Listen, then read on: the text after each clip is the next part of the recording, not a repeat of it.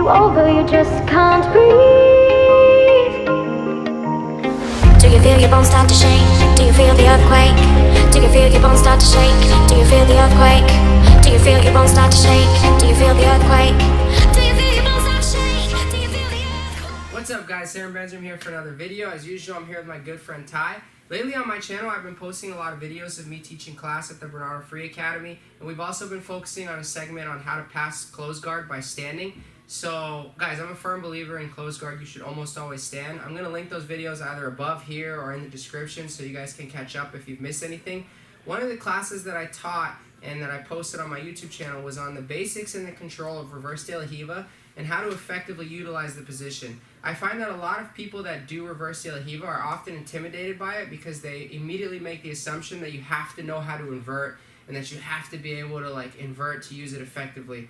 I think that you actually don't need to know how to invert much. It's more about knowing the mechanics of the position and how to move your opponent to you, not you to them, if that makes sense. So I'm going to link that basics and control video in the description, because if you don't know reverse de la Riva and you're one of those people that's really intimidated by the position because you think you have to be flexible, definitely check that video out. Today we're going to go over 2 or 3 different attacks from reverse de la Riva, one of them going to the leg drag, one of them going to the truck, and then maybe some concepts as well. So let's get into it. So, guys, I don't want to rehash everything I said in that basics video, so if you don't know the position, check it out. But the reverse de la Riva became pretty popular because a lot of people were starting to knee cut effectively. And when he knee cuts and he rests his knee on the inside of my hamstring, it presents an opportunity for me to put the reverse de la Riva hook. So if you want to stand for a sec.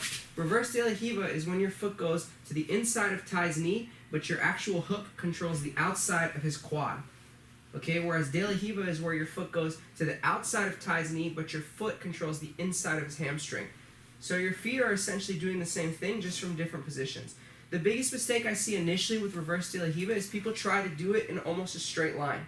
Whenever you play reverse de la Riva, you have to be drastically on your side, your opponent has to be postured, and you have to be almost near his far leg, right? Whenever people practice reverse de la Riva, oftentimes the reason they're not able to implement it is because their practice partner is just sitting upright. So just stand. If he's standing upright, I can't put a hook in, no matter how flexible I am. It has to be a realistic thing that I drill where he's trying to knee cut and then I can put my hook in and I'm on my side.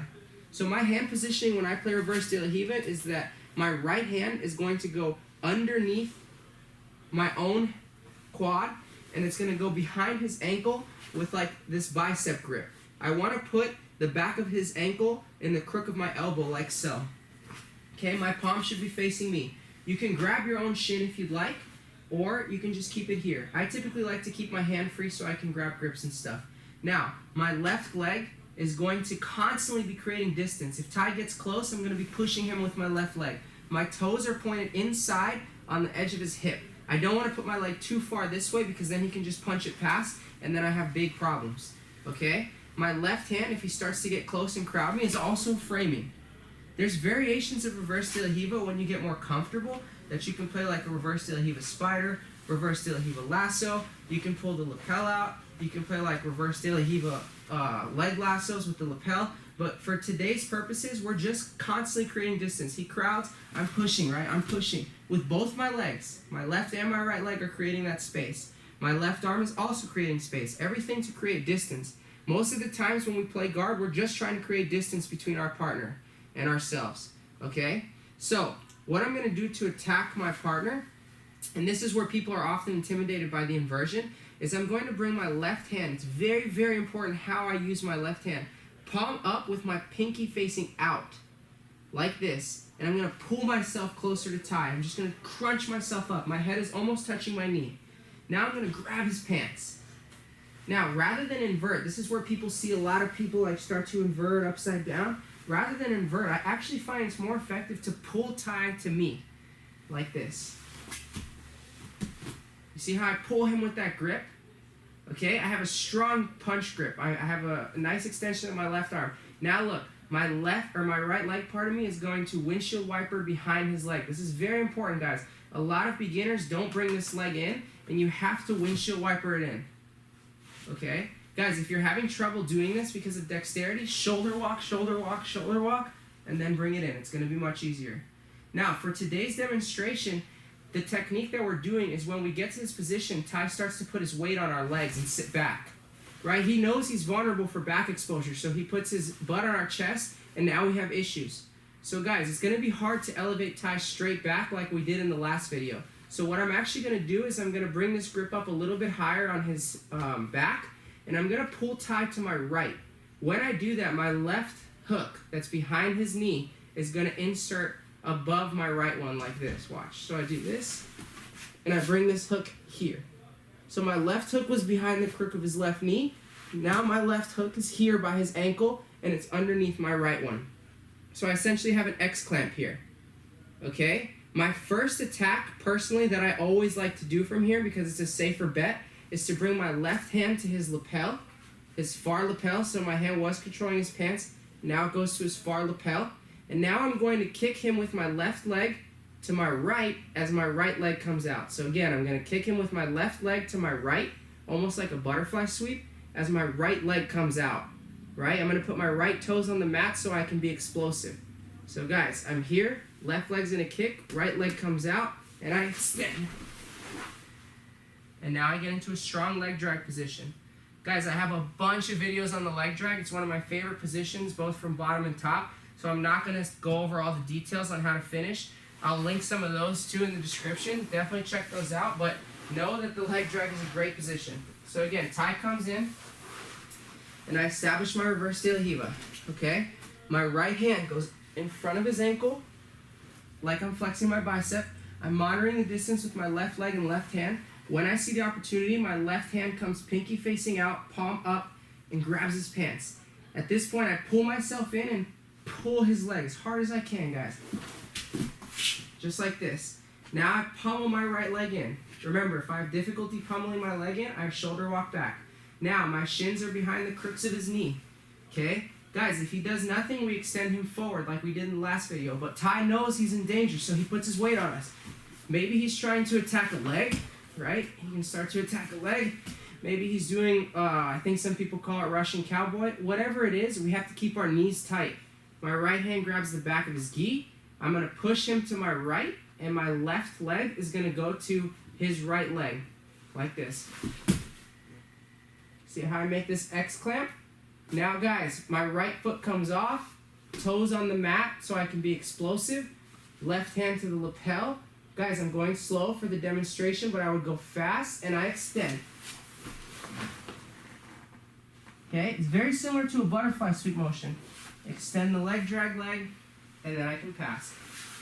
So that's our first variation. I'll do it a little quicker so you guys can see. So I get the reverse de la Riva. My hand comes, brings him to me, extend, right? Ty sits here. I get this X clamp, left hand to the lapel, extend, and now I'm here in the leg drag. So guys, our second one is a little bit more fancy, and I don't use it as much, but we're going to go to the truck, or the twister, or whatever you call it. I just call it one back hook. So look, I'm here in the reverse de la Riva. Everything is the exact same. I pull my partner to me. I get to here. Ty sits, and he's here. So now that Ty's weight is on me, he's actually created some other exposure. So everything is the same up until this point. I'm going to bring my hook here, right? And we're in the same thing. Now look what I'm going to do. My right leg, rather than come off, is going to go around. See how it goes from underneath his knee to here? And my left leg is going to guide his foot to me. You see how I just threw my hook in? Now guys, what I'm going to do is, the way I like to finish this is I like to use my left leg like a leg press leg. I'm going to push on my heel as I sit up a little and expose his back. Now I follow through, left hook, seatbelt. So one more time. Guys, so many people are intimidated by this position because they think you need to be flexible or like, I don't know, incredible at jiu-jitsu. Guys, it's not that crazy. I'm here, I pull this way, I come here, he sits, I extend, I get this X clamp. Guys, if Ty's butt is not on my chest, I will not be able to put this hook in. I'll show you what that looks like in a second. So I come here, and I extend him through. Guys, I have to bend his leg, look. If his leg is straight, it's never going to go in. So I have to bend his leg. Now my foot goes to the back of my heel. I extend him as I sit up to my side. And then I throw my other hook in. Boom.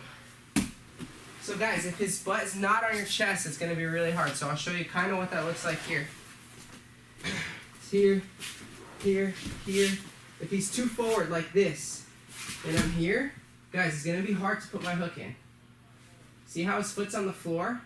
I need to bring him to me. Now I can put my hook in. But it's already hard, guys. Right? So from here, I can come through and get my hook. But lower your butt now. If he's over here like this, man, it gets hard. But you don't even need to get your hook. Right? Now you can just hip escape and take his back anyways.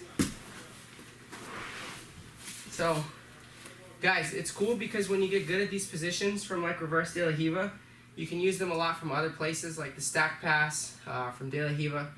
But guys, I know it seems complicated. This was a long-winded explanation, but the techniques are not that difficult. I definitely urge you to give them a shot. Thanks to my friend Ty. If you like this content, don't forget to like and subscribe. If you have any questions, please comment. I always try to address them. Always, guys.